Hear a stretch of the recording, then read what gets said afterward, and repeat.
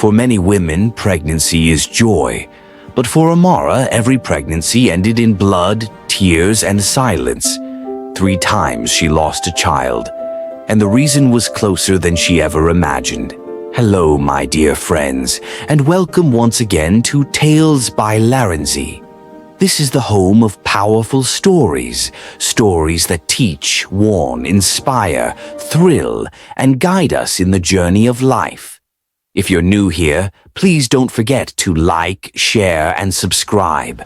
Your support means the world to me and helps these stories reach even more people. Amara's wedding day arrived without fanfare, a simple ceremony in her father's compound with 30 guests, a borrowed dress, and a nervous groom named Chidi. He was a clerk at a trading company, earning just enough to rent a modest 2-bedroom apartment on the city's outskirts. He had kind eyes and a gentle smile. "Love will grow with time," her mother had said. Their apartment was small but clean, with a temperamental kerosene stove and neighbors who smiled in the hallways. Amara learned Chidi's rhythms: tea without sugar, old folk songs hummed while dressing, quiet evenings planning their future together. Mrs. Okafor, the retired teacher downstairs, became her confidant. "Marriage is like cooking soup," she told Amara, "separate ingredients that blend with time and patience." 2 months after the wedding, Amara woke with profound nausea. By the 4th morning, she suspected. Mrs. Okafor confirmed it with a knowing smile. "You're carrying a baby, dear. That's exactly how it was with my first." The clinic made it official, 6 weeks pregnant. Everything looked normal. That evening, Amara prepared Chidi's favorite meal. When she told him, his joy was pure and childlike. He lifted her, spun her around, laughed until tears came. They stayed up late planning, dreaming, choosing names. Then Chidi said, "I have to tell my mother. She'll be so happy. Her first grandchild." Something tightened in Amara's chest. She had met Mama Naoma only once at the wedding, a tall, stately woman with calculating eyes who had looked her up and down, asking pointed questions about her background, her education, her skills. The older woman's approval had seemed grudging at best, but Chidi spoke of his mother with reverence. "She raised me alone after my father died. Everything I am, I owe to her." How could Amara deny him this? "Call her," Amara agreed, though the tightness in her chest remained. The next morning, Chidi called. His voice was animated, eager. "Mama, wonderful news. Amara is pregnant. You're going to be a grandmother. When can you visit? Whenever you want." When he hung up, he was beaming. "She's so happy. She's coming next weekend. She has traditional remedies for morning sickness, herbs for a healthy pregnancy." The following Saturday, Mama Naoma arrived carrying a large traveling bag and a woven basket. This time, when she looked at Amara, something had shifted in her expression. "My daughter," she said, pulling Amara into an embrace that smelled of palm oil and dried herbs. "You are carrying my grandchild. You are truly my daughter now." The transformation was remarkable. The woman who had seemed so cold at the wedding now fussed over Amara like a mother hen. She took over the kitchen immediately, preparing elaborate meals: rich pepper soup with goat meat, bitter leaf soup with stockfish, vegetable soup thick with ground egusi. "You must eat well," she insisted, watching Amara finish every bowl. "The baby needs strength." She cleaned the apartment top to bottom, washed all their clothes, reorganized the kitchen to her liking.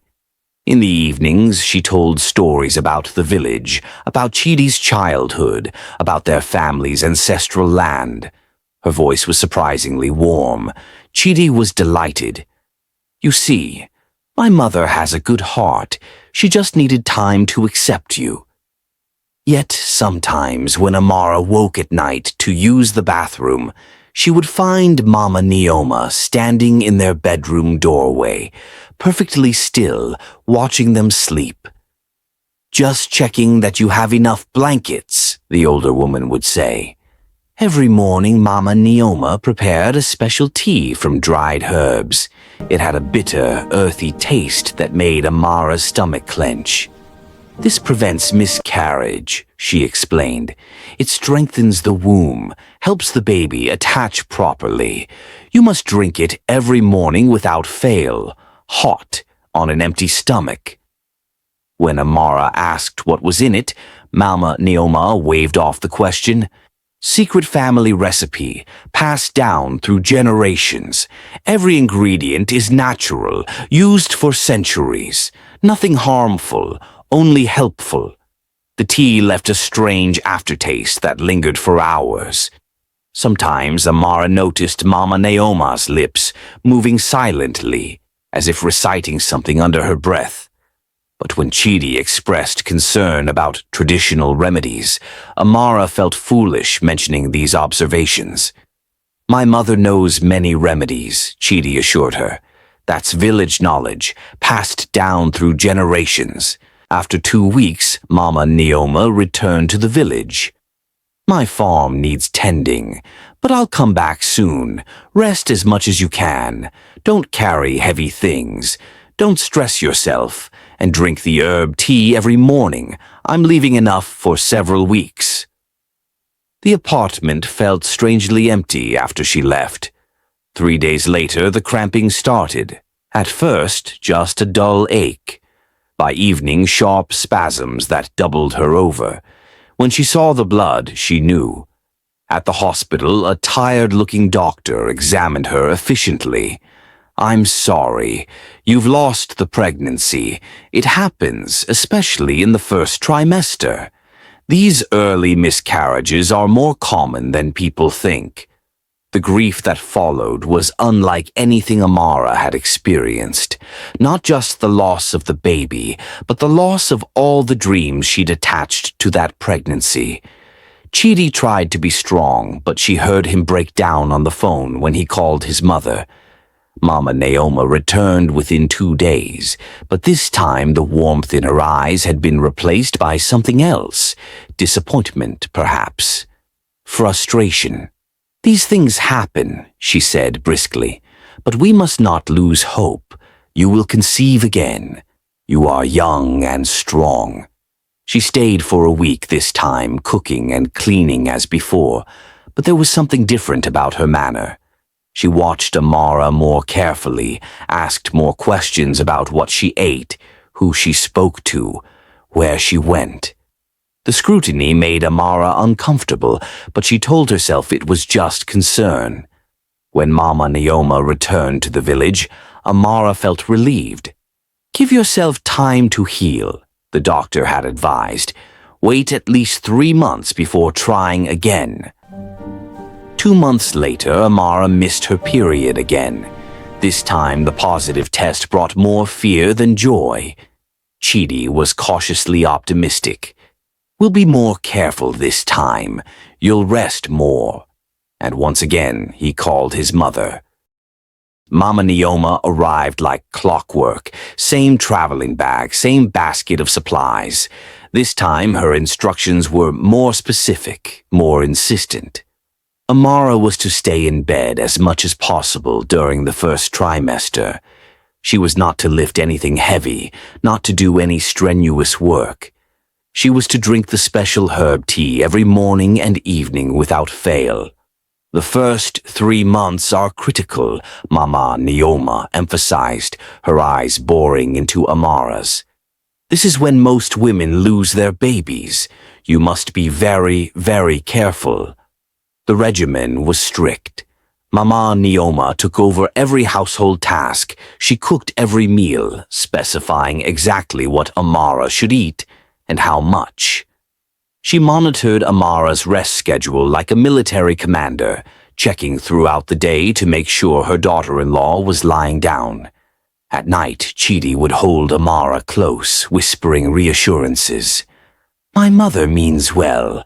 She just doesn't want us to go through that pain again. But Amara couldn't shake the feeling that something was wrong. The way Mama Naoma's eyes lingered on her stomach, the strange, bitter aftertaste of the herb tea that Mama Naoma insisted she drink twice daily now. The way the older woman's lips would move silently sometimes, as if reciting something under her breath. Amara began having disturbing dreams when Mama Naoma was present. Shadows moving across the ceiling, whispers in languages she didn't understand. She would wake gasping, heart pounding, only to find Mama Naoma awake as well, sitting in the darkness, her eyes gleaming like a cat's. Just a bad dream, Mama Naoma would say soothingly. Pregnancy brings strange dreams. Go back to sleep.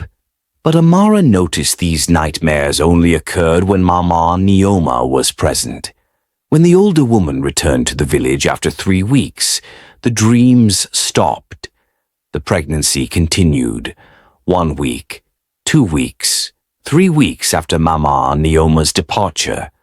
Amara hardly dared to breathe, hardly dared to hope. She moved through each day in anxious vigilance, hyper-aware of every twinge, every sensation. Then, inevitably, the cramping began again. This time, Amara knew before the doctor confirmed it. The second miscarriage was harder than the first. She felt broken in a fundamental way, as if her body had betrayed every hope she dared to hold. "Why is this happening to me?" she asked the doctor through tears. "What's wrong with me?" The doctor ran tests, drew blood, asked questions, but the results showed nothing conclusive. Sometimes there's no clear medical explanation. It might just be bad luck. I can refer you to a specialist if you'd like.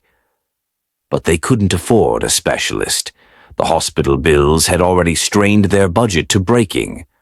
When Mama Naoma heard about the second loss, she returned immediately. But this time something had shifted in her demeanor.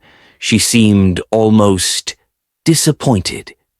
There was a tightness around her mouth, a coldness in her eyes that hadn't been there before.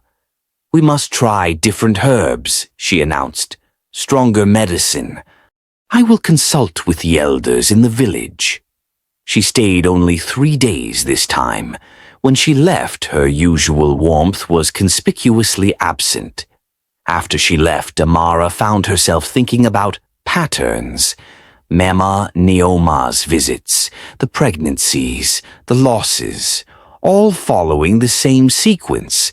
Conceive while Mama Naoma is present or shortly after her visit, then miscarry days after she returns to the village. It was probably coincidence. It had to be. But what if it wasn't? The thought was so terrible, so unthinkable, that Amara pushed it away immediately. Mama Naoma was Chidi's mother. She wanted grandchildren. She had been helpful and caring. To suspect her of anything malicious was insane. And yet the thought wouldn't leave. Months passed in a gray haze. The neighborhood women whispered. Chidi's family offered unsolicited advice. His uncle even suggested, perhaps Chidi should consider a second wife who can give him children. The casual cruelty of it nearly broke Amara. Chidi threw his uncle out, voice shaking with anger. But the seed of doubt had been planted. 8 months after the second miscarriage, Amara conceived again. This time there was no joy, only dread. "Maybe we shouldn't tell anyone yet," she suggested, "not until we're sure." But Chidi had already called his mother. Mama Naoma arrived within days, and her intensity had reached a fever pitch. She bustled around with manic energy, making demands rather than suggestions. "You will stay in bed. Completely. You will eat only what I prepare, no outside food. You will drink the herb tea 3 times a day, every day. No exceptions." The herbs she brought this time were different, darker, with a pungent smell that made Amara's stomach turn. The nightmares returned with greater intensity, shadows on the ceiling, whispers in unknown languages, a sense of something watching, waiting, hungry. After 3 weeks, Mama Naoma returned to the village. 2 days later, the cramping began. The third miscarriage shattered Amara completely. She stopped eating properly, stopped sleeping through the night, stopped seeing the point in trying. Even Chidi's patience was wearing thin. They stopped talking about the future. They simply existed, side by side, two people trapped in a nightmare. Mama Naoma's reaction to the third loss was the strangest yet. She stood very still, face expressionless, hands clenched into fists. "This is not natural," she said finally, voice low and hard. "Someone is working against you. Someone is using bad medicine to destroy your womb." Before leaving, she pulled Chidi aside. Amara caught fragments. "Not meant to be a mother. Should consider your options. Duty to your lineage." That night, staring at the ceiling, Amara couldn't escape the thought.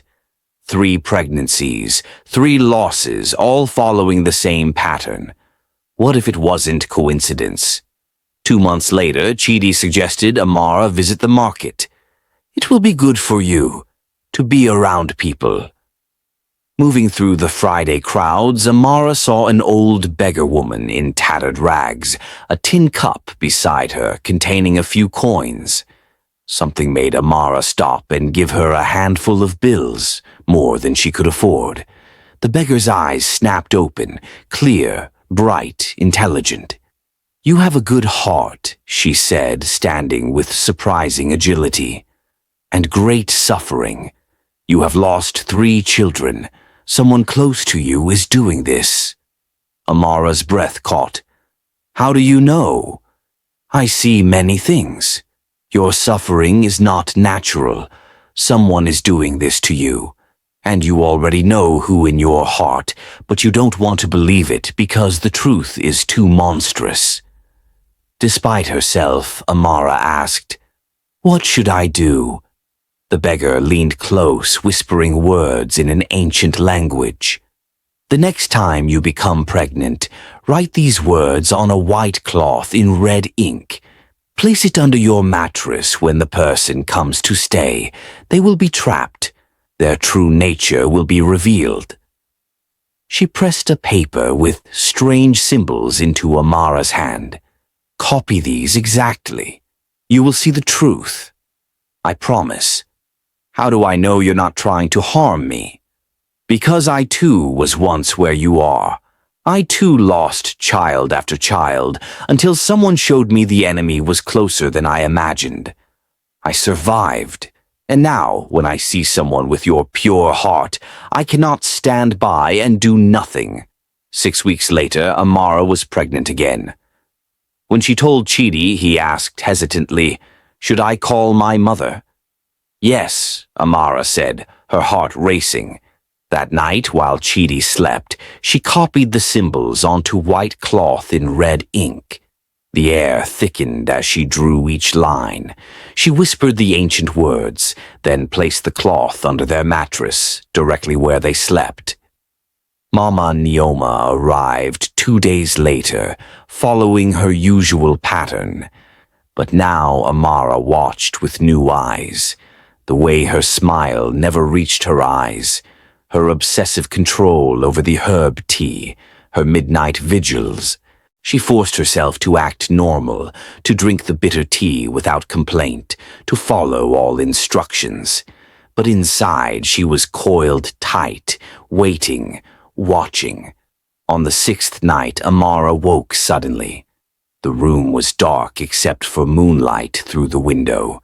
Chidi was snoring softly beside her, and there at the foot of their bed stood Mama Naoma. But something was wrong. The air around her shimmered. Her form was shifting, changing. Amara's heart pounded as she watched in horror.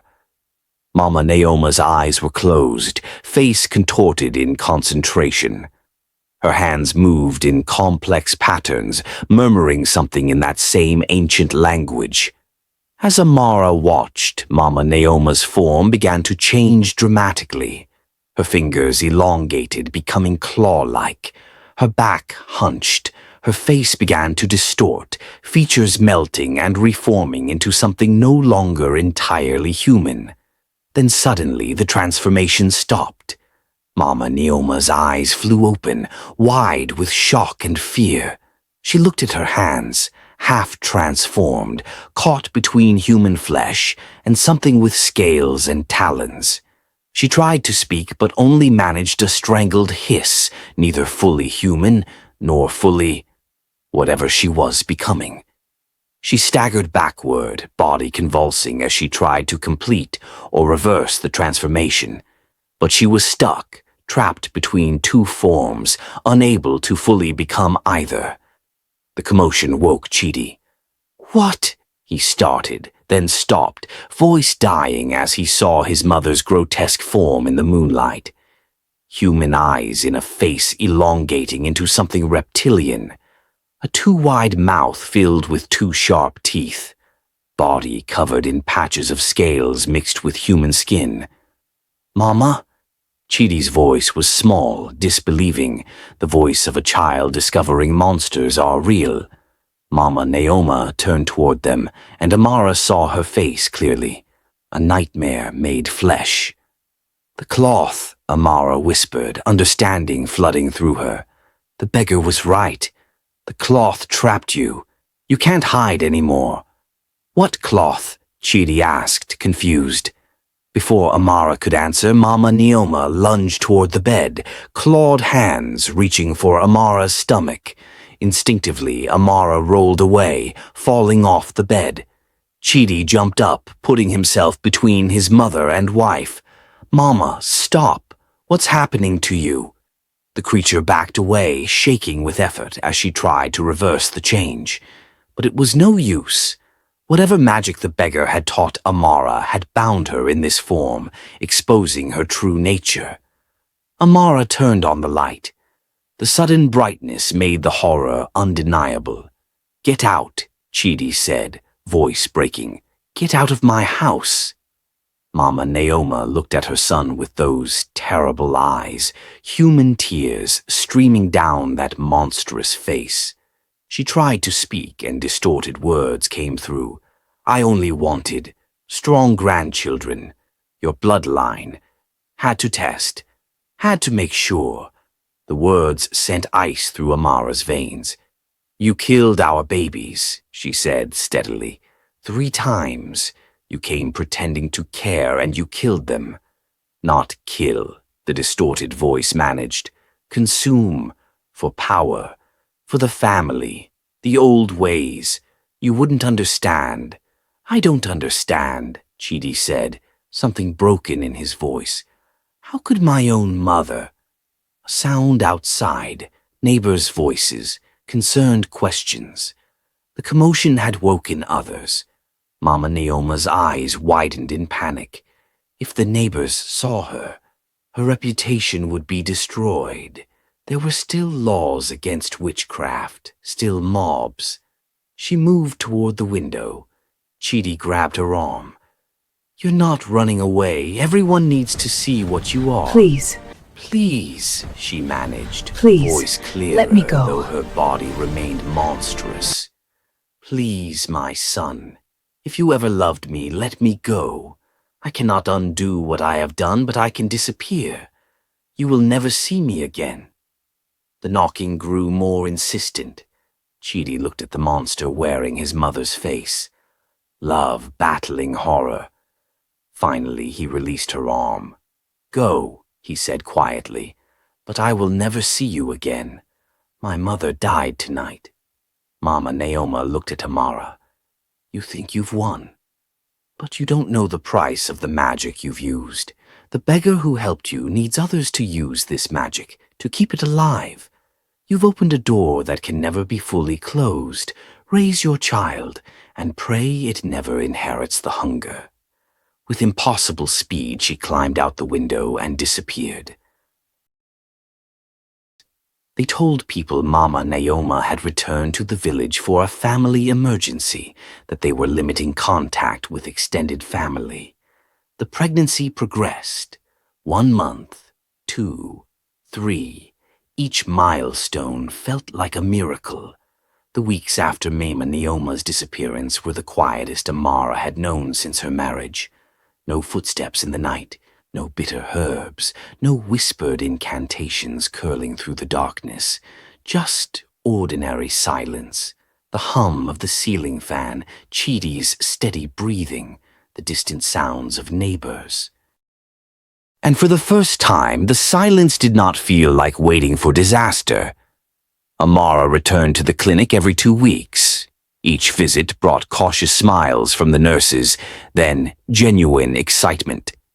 "The baby is strong," one nurse said, tapping the chart. "Very strong," the doctor confirmed. "This pregnancy is progressing beautifully." By the 4th month, Amara felt it, the unmistakable flutter like a tiny fish turning in water. She froze, tears spilling down her cheeks. "Chidi," she whispered. The baby moved. He dropped the cup he was holding and knelt in front of her, pressing his ear to her stomach like a man listening for a miracle. When he felt the movement, he laughed, deep, broken laughter that carried months of grief out of his chest. That night, Chidi did something Amara had never seen before. He prayed, not the hurried, half-hearted prayers of habit, but a raw, desperate prayer of confession and protection. "I chose blindness because it was easier," he said, voice shaking. "I put my wife in danger because I was afraid to question my mother. Forgive me." Amara held him as he cried, and in that moment something healed between them, not just grief, but trust. They moved out of the apartment 2 months later. Not far, just far enough. A smaller place, fewer memories. Chidi transferred branches at work. They changed routines, changed neighbors, changed their lives. Amara never saw the beggar woman again. Sometimes she searched the market crowds, but it was as if the woman had never existed. Only the folded white cloth, now buried beneath an old mango tree behind their new home, remained as proof. At 7 months, Amara dreamed, but the dreams were different now. No shadows, no hunger, only light. A woman-shaped glow standing at a distance, watching but never approaching, as if bound by a rule it could not cross. When labor came, it was long and painful, but clean. No blood beyond what was natural, no sudden darkness, just the hard, honest pain of life arriving. At dawn, a cry filled the delivery room. A baby girl, strong lungs, strong heartbeat, perfect fingers curled around Amara's trembling thumb. "She's healthy," the doctor said with a smile. "Both of you are." Amara named her Nkiru. "The future is better." Chidi held his daughter carefully, reverently, as if afraid the world might still try to steal her away. "She will know nothing of hunger," he said softly, "nothing of shadows." Years passed. Nkiru grew fast, laughed easily, loved fiercely. There was nothing strange about her, no darkness, no whispering voices. Just a child with her mother's eyes and her father's gentle smile. Sometimes Amara would feel a chill pass through her, for no reason at all. Sometimes dogs barked at nothing. Sometimes the wind carried a scent of dried herbs that vanished as quickly as it came. But nothing crossed the threshold of their home again. Because some doors, once confronted, lose their power. And some mothers, having paid the highest price, raise children not in fear, but in light. The pattern was broken. Do you think Amara was right to trust the beggar woman, or would you have handled things differently? Drop your thoughts in the comments. Like, share, and subscribe for more dark African folk tales. This is Tales by Larinzy.